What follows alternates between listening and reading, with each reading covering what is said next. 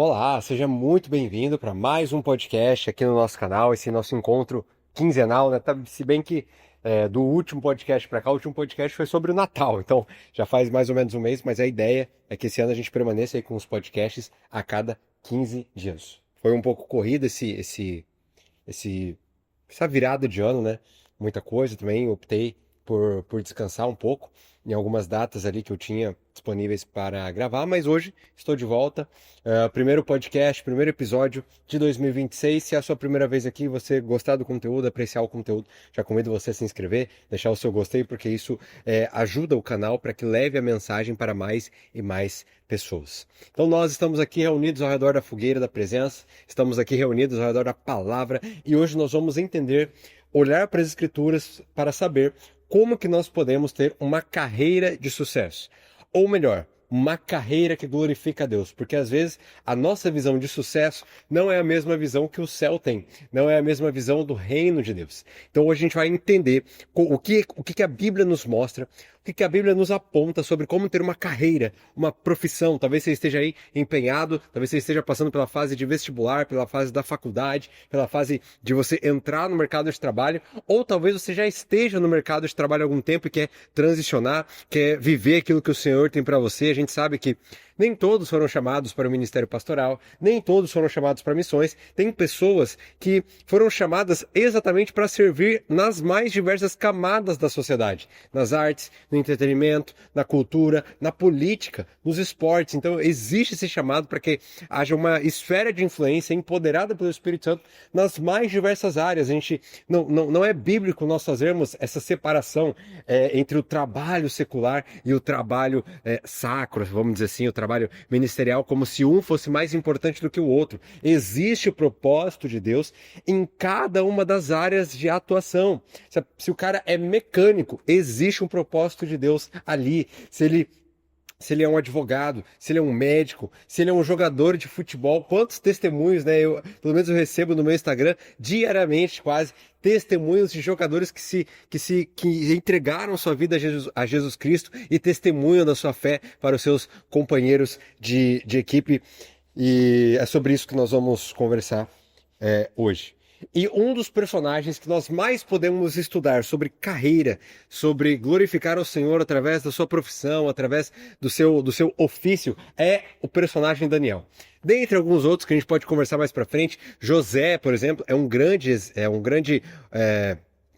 exemplo de como glorificar a Deus com a sua carreira, né, com o seu ofício, com a sua liderança, com a sua governança, mas hoje nós vamos nos ater à vida de Daniel.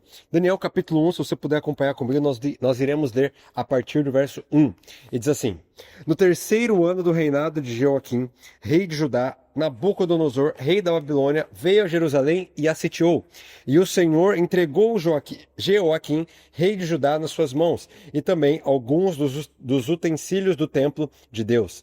Ele levou os utensílios para o templo do seu Deus na terra de Sinear e os colocou na casa do tesouro do seu Deus. Olha só que interessante isso aqui. O tema soberania de Deus é um tema teologicamente muito complexo, você não acha?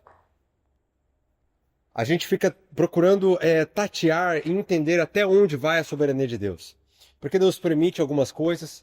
Por que coisas ruins acontecem com pessoas boas e coisas boas acontecem com pessoas ruins? São questões aí que a gente permeia, que fazem parte da nossa existência, da nossa caminhada de fé.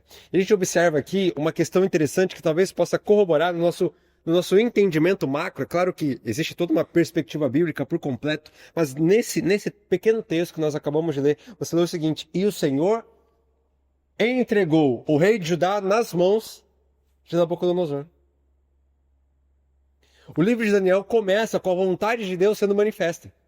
O relato do livro de Daniel, ele se inicia com a vontade de Deus sendo expressa.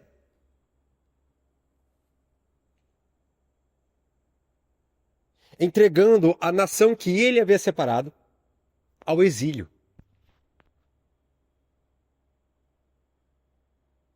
E o texto vai continuar dizendo para você e para mim. Verso 3. Depois o rei ordenou a Aspenaz, chefe dos oficiais da sua corte, ou seja, uma ordem diretamente do próprio rei, O rei, então, da nação mais poderosa do mundo conhecido. A gente está falando da Babilônia. A gente está falando de uma arquitetura que é estudada até hoje. A gente está falando de uma nação que é referida até hoje, embora não exista mais nenhum vestígio.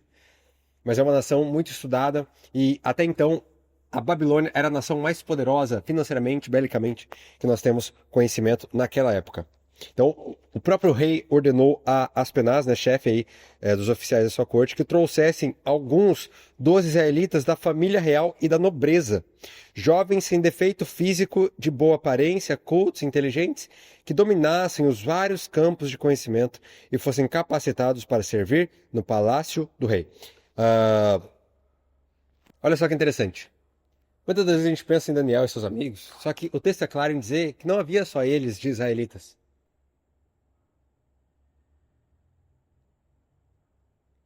Daniel, ele foi exilado, uma criança, ainda um jovem, junto com seus amigos, mas com outros israelitas. Esse detalhe é muito importante para os episódios que vão se seguir. Então eles deviam, sem defeito físico algum, eles eram da família real, da nobreza, ou seja, aqui já existe um indicativo que Daniel não era um Zé Ninguém. Daniel ele pertencia a uma linhagem real. Daniel estava propenso, estava aí destinado, estava sendo preparado para assumir grandes cargos no reinado de Judá. Porque a Bíblia deixa claro que ele fazia parte da nobreza, que ele fazia parte da família real.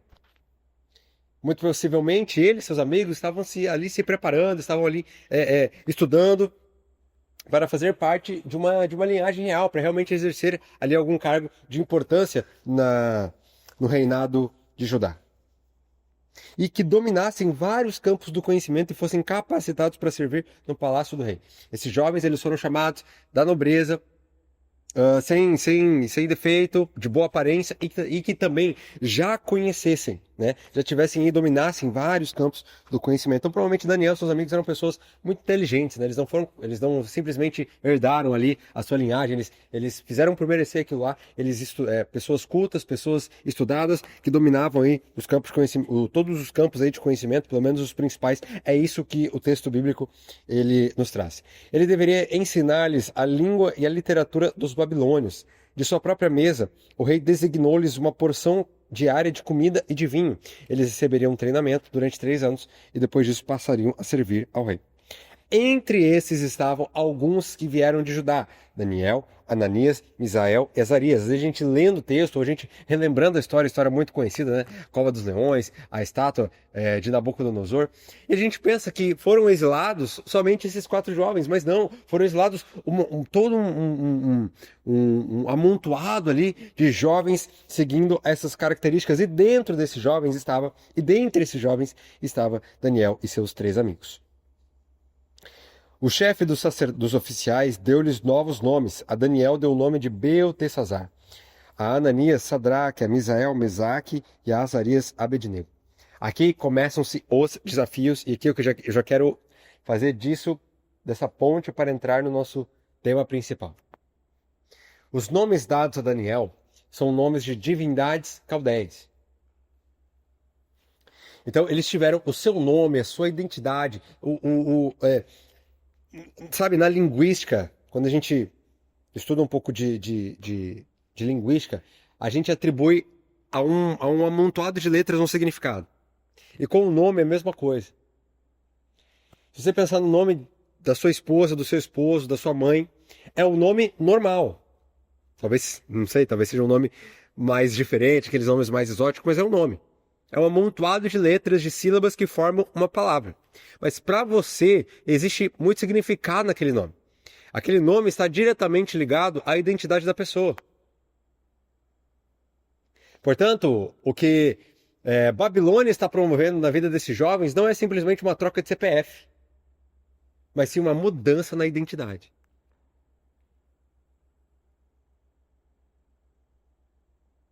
E o mundo faz isso conosco.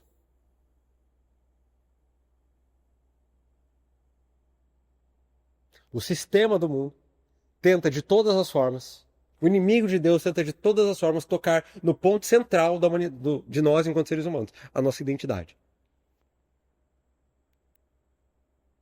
nos fazendo nos esquecer do quanto somos amados, nos fazendo nos esquecer do tamanho da dívida que foi paga por Cristo na cruz do Calvário,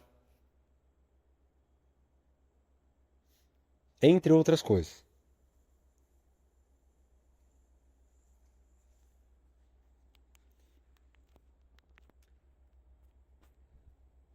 Verso 8.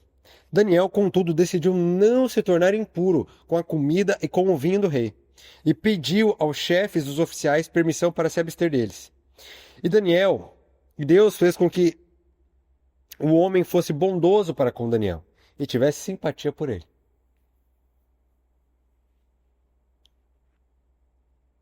Aqui talvez nós temos o primeiro passo para, através de uma carreira, através da nossa profissão, nós glorificarmos a Deus. O primeiro passo é a fidelidade.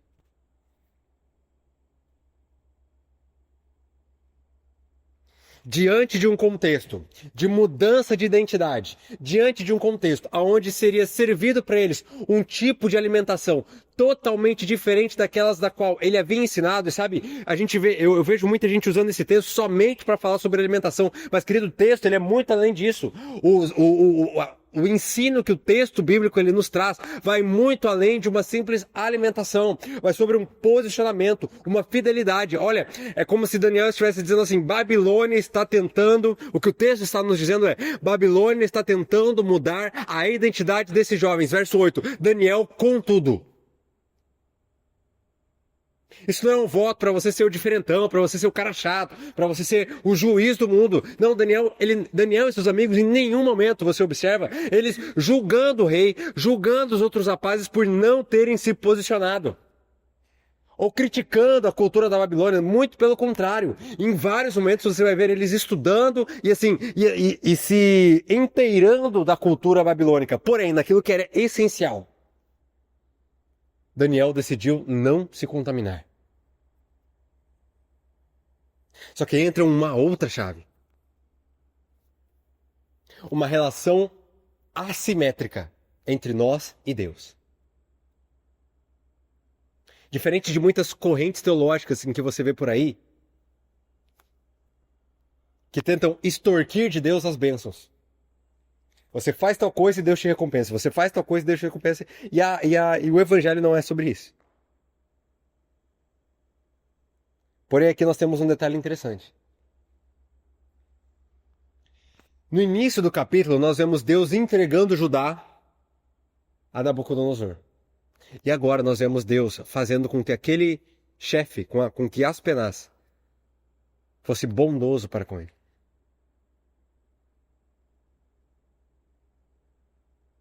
Ou seja, intervenção divina.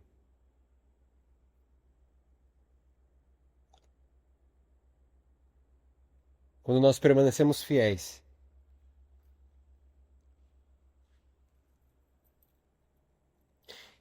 fiéis naquilo que é essencial.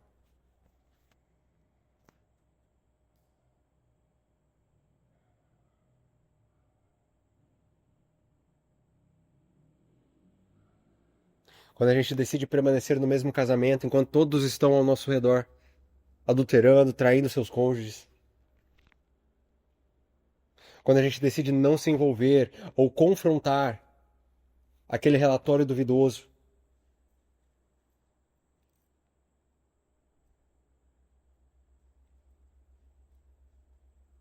Quando a gente decide não fazer parte de uma roda que escarnece todo mundo, que escarnece o chefe, que escarnece a empresa. O Senhor está olhando para isso.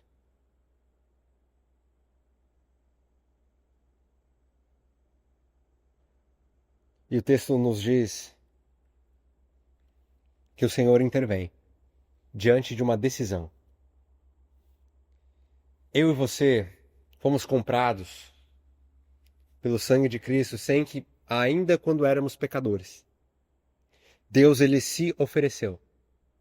Mas dentro dessa graça existe um elemento de interação, de reciprocidade. Não é recompensa, muito pelo contrário. Vamos deixar isso claro. Não é recompensa. Não é mérito. A graça, ela é o oposto de mérito, mas não de esforço. Existe um nível de interação, Deus responde. Diante da fidelidade, Deus responde. Diante da fidelidade de Daniel e seus amigos, Deus responde. De que forma? Fazendo com que aquele homem fosse bondoso para com Daniel e tivesse simpatia por ele.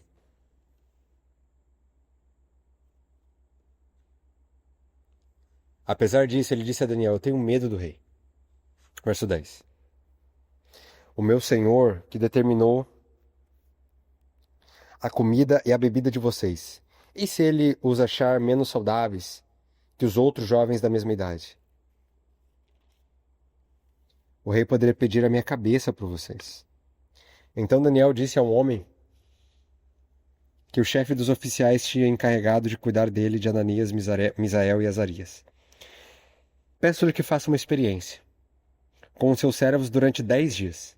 Não nos dê nada além de vegetais para comer e água para beber.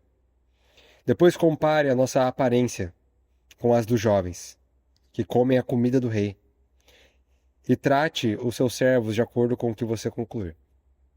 Ele concordou e fez experiência com eles durante 10 dias.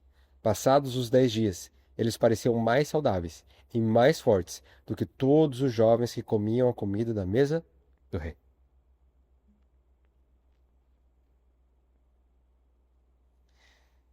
É correto nós tirarmos desse trecho lições para a alimentação? Sim. Esse é o tema principal? Não. O que está descrito aqui nas Escrituras vai muito além de uma dieta. Embora seja importante,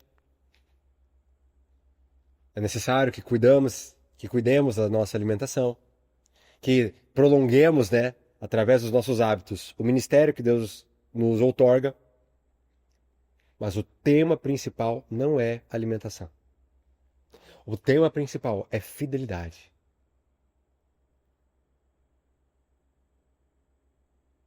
A característica de uma profissão, de um ofício que glorifica a Deus, tem a ver com uma entrega total, de tal modo que o Espírito consiga nos guiar para resoluções criativas diante dos desafios. Por mais que Daniel tivesse a simpatia do chefe dos oficiais da corte, havia um risco imposto ali. Aspenaz temeu pela sua vida. Disse assim: Daniel, se vocês aparecerem, sabe, mais fracos, se vocês aparecerem com aparência ruim, a aparência é muito importante para o rei Nabucodonosor. Isso pode me custar a vida. Era algo sério. A decisão de Daniel e de seus amigos podia influenciar na vida ou morte de outra pessoa.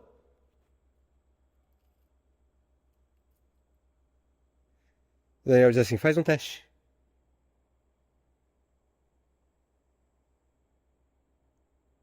Para ver se ao final de 10 dias, só preciso de 10 dias, e compare a nossa aparência.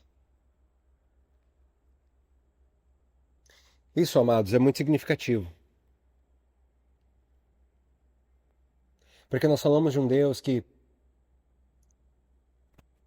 nos diz: provem e vejam como eu sou bom. Não apenas um conhecimento. Não apenas algo que a gente ouve falar, não apenas uma informação, mas provar e ver.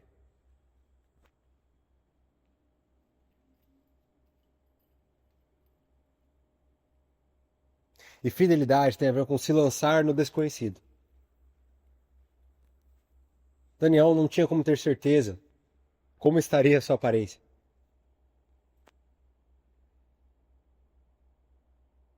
Ao final dos 10 dias.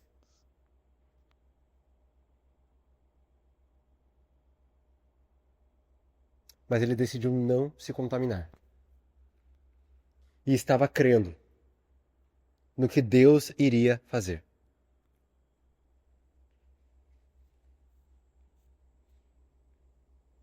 Mas, João,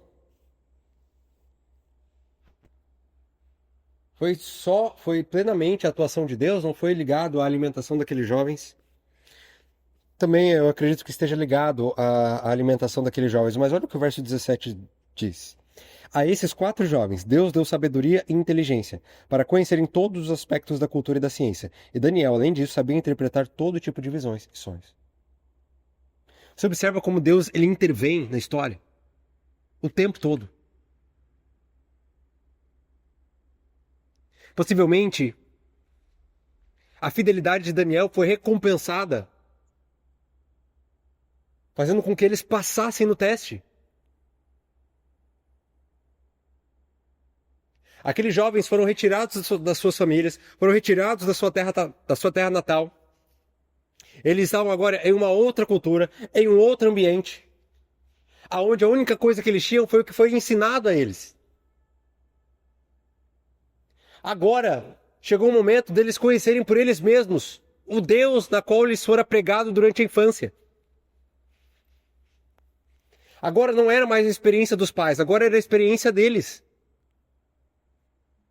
E Deus, em sua infinita misericórdia, qual que é a palavra? Intervindo nos momentos cruciais, dizendo para Daniel e Ananias, Daniel e seus 3 amigos, eu estou com vocês.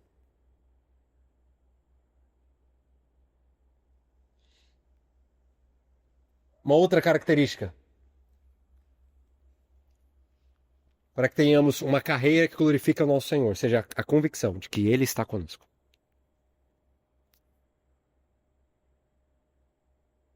Mesmo quando você está em meio ao desconhecido. Mesmo quando você decide permanecer fiel sem saber o que vai acontecer logo em seguida. Ele está contigo.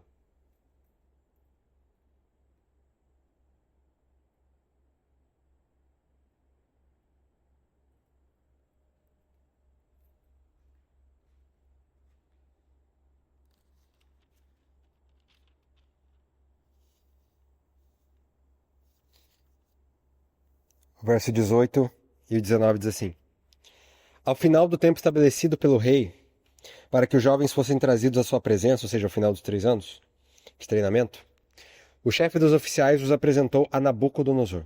O rei conversou com eles, ou seja, eles estavam diante do rei, conversando com o cara mais poderoso da terra. E não encontrou ninguém comparável a eles.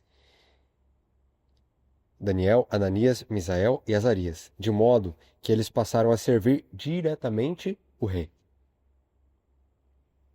Ou seja, eles mal iniciaram e já foram promovidos. O rei lhes fazia perguntas sobre todos os assuntos que exigiam sabedoria e conhecimento, e descobriu que eram 10 vezes mais sábios do que todos os outros magos e encantadores do seu rei. Eu não sei como é que eles fizeram essa conta, como é que eles comprovaram, como é que eles quantificaram, metrificaram quantas vezes eles eram mais sábios do que os demais. Vale lembrar, esses demais não eram quaisquer demais. Esses demais eram conterrâneos. Conterrâneos que decidiram comer da comida do rei, que decidiram se contaminar, que foram vivendo a vida e foram levando a vida. Talvez cegos pela circunstância, a gente não sabe, a gente não tem esse relato. Que a gente tem um relato de apenas 4 dentre todos os jovens que foram escolhidos que permaneceram fiéis, ou seja, os outros não.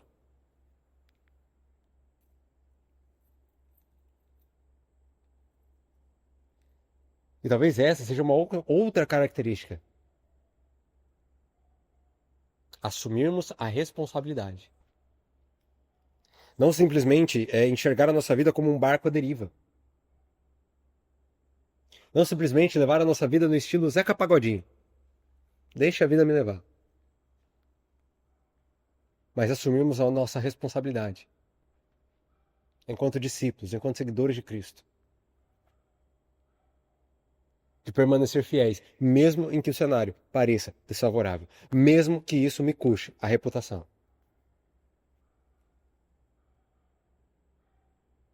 Porque a grande tensão bíblica é sobre um Deus que fez com que o chefe dos oficiais fosse simpático a Daniel. É o mesmo Deus que permitiu que a cabeça de João Batista fosse cortada por ele ser fiel. E essas duas tensões coexistem na Bíblia. Portanto, a nossa fidelidade não deve ser com expectativa de recompensa, mas sim debaixo de amor, debaixo de resposta ao amor que te amou primeiro.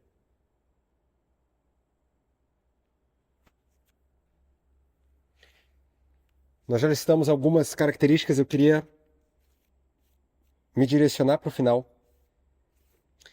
Ali em Daniel capítulo 3, um capítulo muito, muito forte, uma cena muito forte.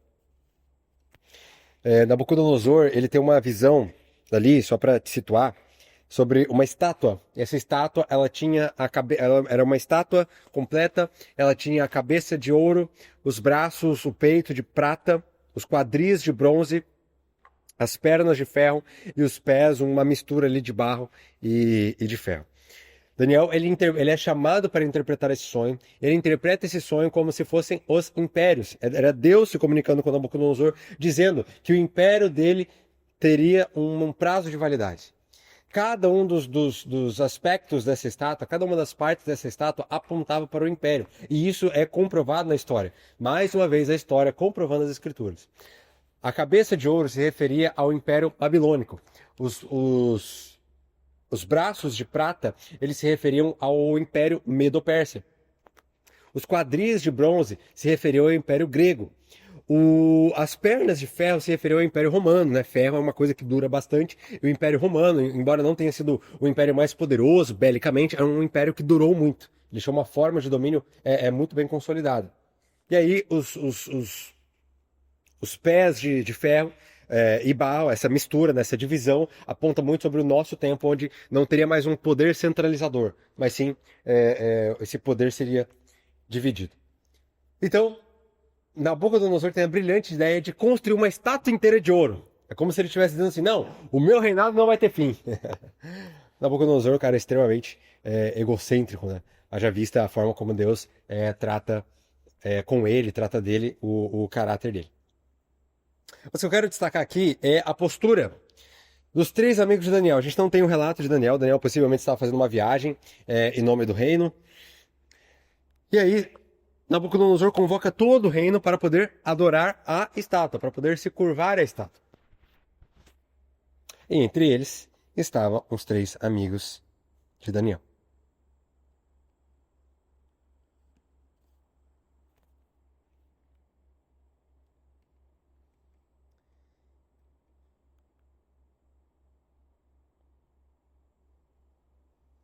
Deixa eu só achar o texto aqui específico.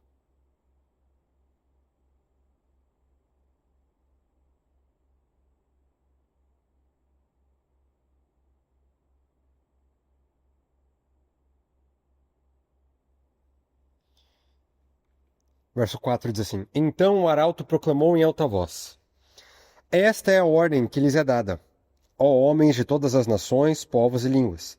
Quando ouvirem o som da trombeta, do pífaro, da cítara, da harpa, do saltério, da flauta dupla e de toda espécie de música, prostrem-se em terra e adorem a imagem de ouro que o rei Nabucodonosor ergueu. A gente não tem uma exata noção se era uma estátua, ele diz que era uma imagem de ouro, mas de qualquer forma era uma representação ali para ser adorado. Quem não se prostrar em terra e não adorá-la será imediatamente atirado numa fornalha em chamas. Por isso, logo que ouviram o som da trombeta, do pífaro, da cítara, da harpa, do saltério e de toda espécie de música, os homens de todas as nações, povos e línguas prostraram-se em terra e adoraram a imagem de ouro que o rei Nabucodonosor mandara erguer. Nesse momento, alguns dos astrólogos aproximaram e denunciaram os judeus, dizendo ao rei Nabucodonosor: Ó rei que vive para sempre, tu emitiste um decreto, ó rei, ordenando que todo aquele que ouvisse o som da trombeta, do pífaro, da cítara, da harpa, do saltério, da flauta, dupla e de toda espécie de música que se prostrasse em terra e adorasse a imagem de ouro, e que todo aquele que não se prostrasse em terra e não a adorasse seria atirado numa fornalha em chamas. Mas alguns dos judeus que nomeaste para administrar a província da Babilônia, Sadraque, Mesaque e Abednego, especificamente, que não te dão ouvidos, ó rei, não prestam culto aos deuses nem adoram imagens de ouro que mandaste erguer. Furioso, Nabucodonosor mandou chamar Sadraque, Mesaque e Abednego. E assim que eles foram conduzidos à presença do rei, Nabucodonosor lhes disse: É verdade, Sadraque, Abednego e Mesaque, que vocês não prestam culto aos meus deuses, nem adoram a imagem de ouro que mandei erguer? Pois agora, quando vocês ouvirem o som da trombeta, do pífaro, da cítara, da harpa, do saltério, da flauta dupla e de toda espécie de música, se vocês se dispuserem a prostrar-se em terra e adorar a imagem que eu fiz, será melhor para vocês. Se vocês não adorarem, serão imediatamente atirados numa fornalha em chamas. E que Deus poderá livrá-los das minhas mãos? Sadraque, Mesaque e Abednego responderam ao rei: Ó Nabucodonosor, não precisamos nos defender diante de ti. Se formos atirados na fornalha em chamas, o Deus a quem prestamos culto pode livrar-nos, e ele nos livrará das tuas mãos, ó rei. Mas se ele não nos livrar, saiba, ó rei, que não prestaremos culto aos teus deuses, nem adoraremos a imagem de ouro que mandastes erguer. Mais uma vez, a fidelidade presente, mas dessa vez em um nível mais profundo. Aqueles rapazes, aqueles homens, possivelmente agora já eram homens, né? Homens formados, homens feitos. Possivelmente, aqueles homens já tinham provado de muitas intervenções divinas. Mas ao declarar e ao confrontar e ao se posicionar diante do rei, eles revelam algo muito importante. Por quê? Porque eles dizem assim: olha, Deus, o Deus a quem nós servimos. Você perguntou qual Deus pode nos livrar? A gente tem um Deus que pode nos livrar. Ele tem poder para isso. Mas, e aqui vem a chave: se ele não nos livrar, a gente não vai se curvar.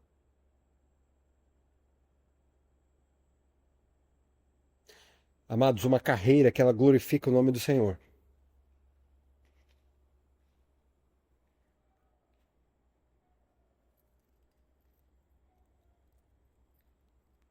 Ela reivindica uma fidelidade que não depende das circunstâncias, que não depende da resposta dos céus.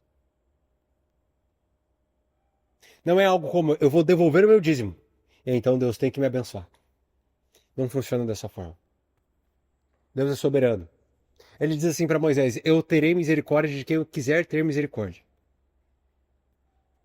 Esse é o nosso Senhor. E que mesmo sendo soberano, e que mesmo sendo poderoso, e que mesmo não precisando de nós vemos a sua misericórdia expressa em cada um dos capítulos da história de Daniel. Mas a resposta desses jovens é muito reveladora sobre como tem que ser a nossa postura de coração. Eu sei que Deus pode atuar, porque Ele é poderoso. Eu sei que Deus pode intervir, porque Ele é soberano. Eu sei que Deus pode intervir. Eu conheço o seu poder. Eu vi o seu poder. Eu provei da sua provisão com os meus próprios olhos.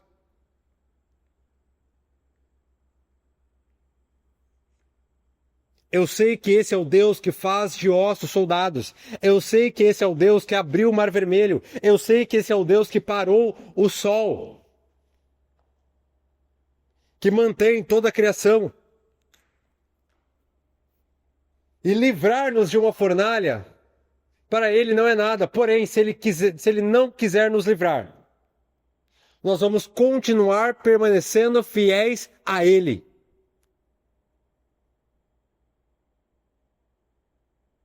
Se eu me posicionar no meu trabalho, diante de uma situação de desonestidade, e isso me custar o emprego, eu continuarei sendo fiel.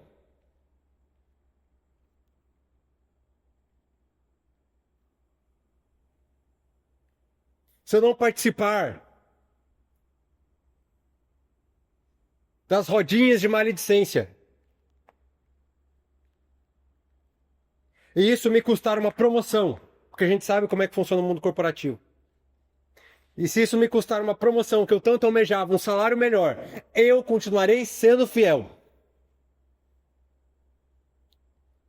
Porque eu estou aqui por chamado. Porque eu estou aqui por vocação, não por salário. E o Senhor, que é o meu Pai, está cuidando de mim. Ele é o meu pastor e de nada terei falta.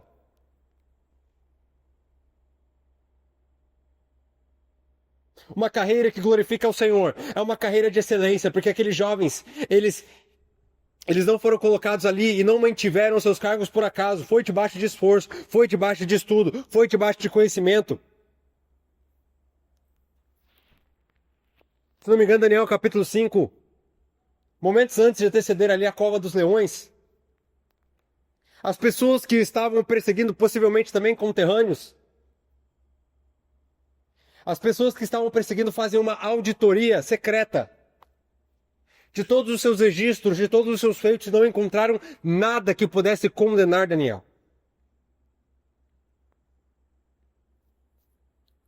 Era como se eles fossem lá e baixassem todos os relatórios, todos os projetos, tudo aquilo que Daniel fez ao longo da sua carreira, ao longo da sua trajetória ali no reinado babilônico. Não acharam nada. Nada que fosse comprometedor. Nenhuma foto vazada, nenhum áudio, nenhum print que comprometesse Daniel. Ele permaneceu íntegro, inclusive nos seus afazeres. Uma carreira que glorifica o Senhor também é sobre uma fidelidade sem medida, que não depende da resposta dos céus. Ele permanece fiel. Deus livrando ou não livrando.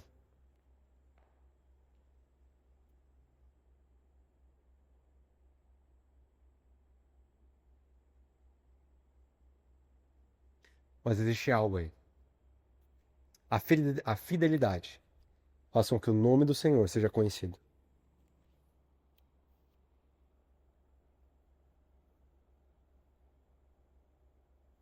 Os jovens então foram entregues à fornalha. A fornalha foi acesa 7 vezes mais do que de costume.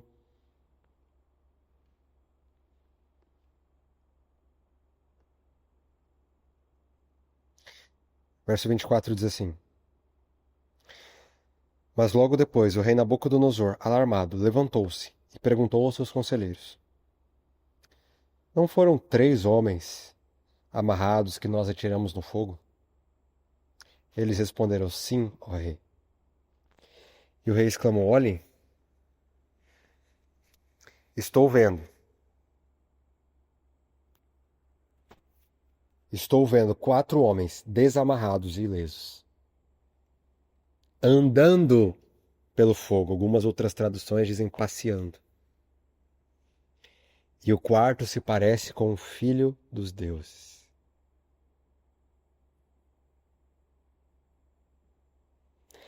Então Nabucodonosor aproximou-se da entrada da fornalha em chamas e perguntou e gritou: Sadraque, Mesaque e Abednego, servos do Deus Altíssimo, saiam e venham aqui.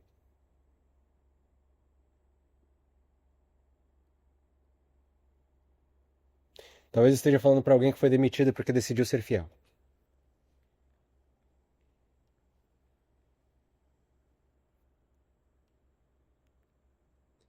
Talvez esteja falando para alguém que escolheu ser fiel nos seus dízimos ainda que a conta não fechou no final do mês. Ainda que a conta não tenha fechado.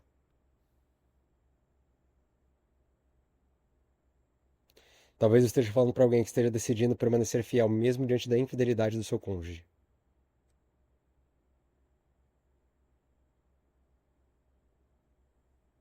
A fidelidade operada pelo Espírito no seu coração faz com que o nome do Senhor se torne mais famoso, mais conhecido. O mesmo Nabucodonosor que perguntou: que Deus pode livrar vocês? É o mesmo Nabucodonosor que se refere a Sadraque, Mesaque e Abednego como servos do Deus Altíssimo.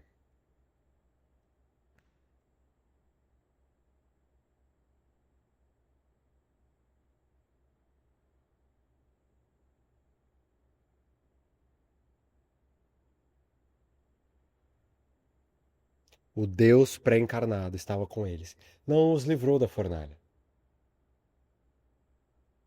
Daniel não foi livrado da cova dos leões, mas na fornalha, na cova dos leões, houve provisão.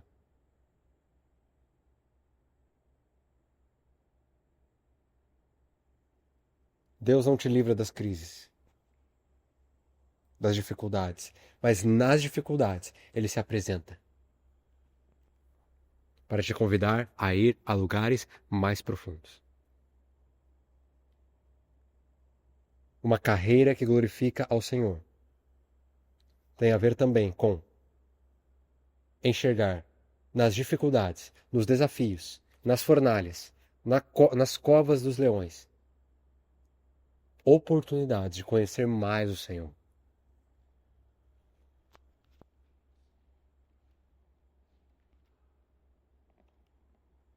É desejo de Deus que você testemunhe através de uma carreira de excelência. Se você é médico, seja o melhor médico. Se você é um administrador, seja o melhor administrador. Se você é enfermeiro, seja o melhor enfermeiro. Se você é professora, seja a melhor professora. Sabe, estude, se dedique, veja vídeos, faça cursos, faça uma pós-graduação, faça um curso de extensão, seja bem relacionado, procure oportunidades. Saiba se vender. Tudo isso debaixo de uma fidelidade. Tudo isso debaixo de amor. Tudo isso debaixo da convicção de que Deus, Ele está ali. Mesmo que se levantem fornalhas, mesmo que se levantem dificuldades. Amém? Espero que você tenha sido abençoado com essa palavra. Espero que esse episódio tenha chegado até o teu coração. Espero que você consiga encontrar nas escrituras a saída, a resposta que você precisa. Estude um pouco mais sobre a vida de Daniel para você perceber e entender como ter uma carreira que glorifica ao Senhor. Eu espero você no nosso próximo conteúdo.